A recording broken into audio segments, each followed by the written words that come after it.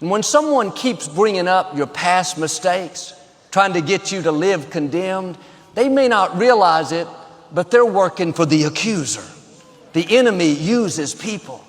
You can't stop them from putting labels on you, but you can take them right off. I am not defined by my mistakes. I'm defined by what God says about me. I'm forgiven. I'm redeemed. My past is over. My mistakes are behind me. My failures are in my yesterday. And you know what? I'm not bringing them into today. God's mercy is new every morning. Receive that mercy and move forward. What about the failure? It's in the past. What about the mistake? It's covered by mercy. What about the divorce, the compromise, the times I've blown it? That's over and done. Life is too short to let what happened in the past to keep you from the great things God has in your future.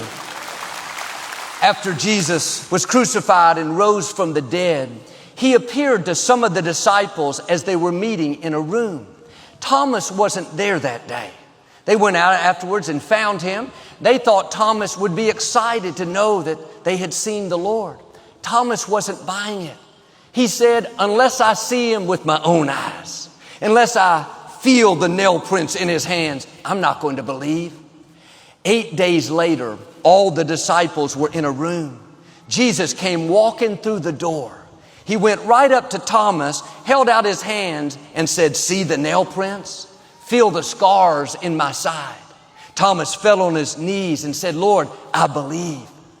What's interesting is Thomas doubted that one time, but he's become known as Doubting Thomas. People have stuck their labels on him.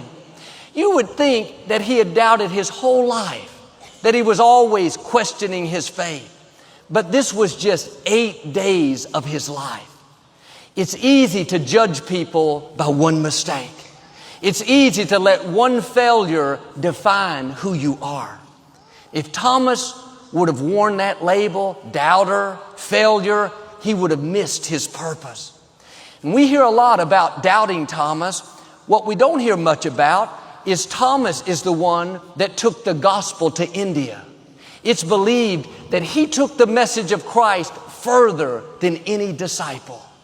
I've been to India many times with my father. It seems like every other believer is named Thomas. He made a great impact with his life. We call him Doubting Thomas. You know what God calls him? Believing Thomas, forgiven Thomas, anointed Thomas, favored Thomas. In the same way, God is not judging you by one mistake, by one bad season. Why are you beating yourself up? Why are you wearing labels that people have stuck on you? Why have you settled where you are? There is an incredible future awaiting you. You haven't made too many mistakes. You haven't missed your chance. If you'll remove the labels that are telling you everything you're not, how you've blown it, you doubted, you failed, that's in the past. That doesn't have to stop you. The enemy would love for you to go through life living condemned, wearing negative labels, doubter, failure, divorce, unworthy. Do yourself a favor. Take off those labels and put on what God says about you. Forgiven, redeemed, blessed, qualified, victorious.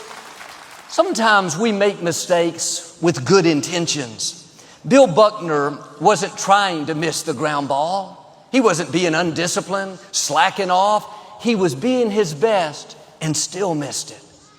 You may have done your best, but the relationship didn't make it. You gave it your all, but the business didn't succeed. Like Thomas, your heart is right. You love God, but you didn't handle the situation the proper way, and now it set you back. This is what happened to Moses. As a young man, God gave him the dream that he would deliver the Israelites out of slavery. He knew he was supposed to do it, but he got in a hurry and did it out of God's timing.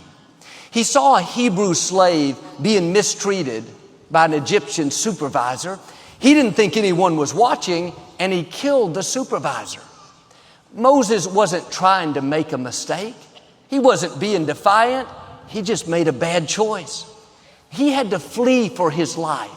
He spent 40 years on the backside of the desert in hiding. It looked like that one mistake stopped his destiny, that one bad choice disqualified him. I'm sure in the desert, thoughts told him, Moses, you're a failure. What were you thinking? Why are you so impatient? You blew it. He was wearing all these negative labels. He thought that mistake would define him. The good news is God doesn't judge us by one mistake or by two mistakes, or for some of us, by 10,000 mistakes. God's calling on your life is irrevocable. He doesn't change his mind. Moses had given up. He had accepted that he would never accomplish his dream. But God doesn't give up. You may have counted yourself out. God has already counted you in. He chose you before you could choose him. That mistake is not who you are, it's what you did. It didn't cancel your destiny. That one bad season doesn't determine the rest of your life. 40 years later, when Moses was 80 years old, God came to him and said, now Moses, it's time, go deliver my people. I can imagine Moses nearly passed out. God, are you sure? You mean after I failed, after I blew it, after I was impatient, you're still going to use me? Here's the key. God doesn't define us by our mistakes. He refines us by our mistakes. He will take those failures and those wrong turns and use it to do a work in us. The scripture says, Moses became the most humble man in all the earth. Out in the desert, he learned to be patient. He learned to trust God in a new way. If you'll keep the right attitude, God will use your failures to get you prepared for where he's taking you. Like Moses, you may have blown it. You feel like you're out in the desert, convinced that you've seen your best days. No, get ready. Your time is coming. God is about to do a new thing. That relationship that didn't work out, that's not how your story ends. God has someone else coming, someone better than you've imagined. That addiction that you're struggling with, it is not your destiny. That is a season, not a lifetime. Don't let it become permanent. Take off that label that says addicted, put on some new labels, free, whole, restored. My father was married at an early age, and unfortunately the marriage didn't work out. He had to resign from his church. Denominational leaders told him that he'd never pastor again. He didn't know any better. He put their labels on him. Failure, washed up, unqualified. He didn't get into the marriage thinking it was going to fail. He had good intentions, but sometimes life doesn't turn out the way we thought. That's when the enemy goes to work overtime trying to convince you to let that mistake define who you are. My father took the bait. He lived condemned, ashamed, embarrassed. He thought that mistake would define the rest of his life. So he got out of the ministry and started selling insurance. One day he learned what I'm telling you, that our failures don't cancel God's plan. God has already taken into account every mistake we would ever make. My father took off the negative labels. He stopped seeing himself as washed up and started seeing himself as forgiven, as redeemed, as a child of the Most High. He got his passion back and got back into ministry. Started pastoring a church. Eventually met my mother. They fell in love and were married for almost 50 years. Daddy pastored Lakewood for 40 years.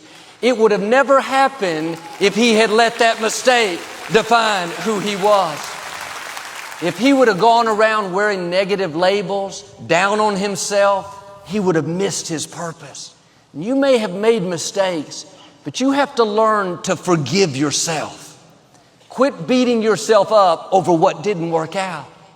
Sometimes we can forgive others easier than we can forgive ourselves.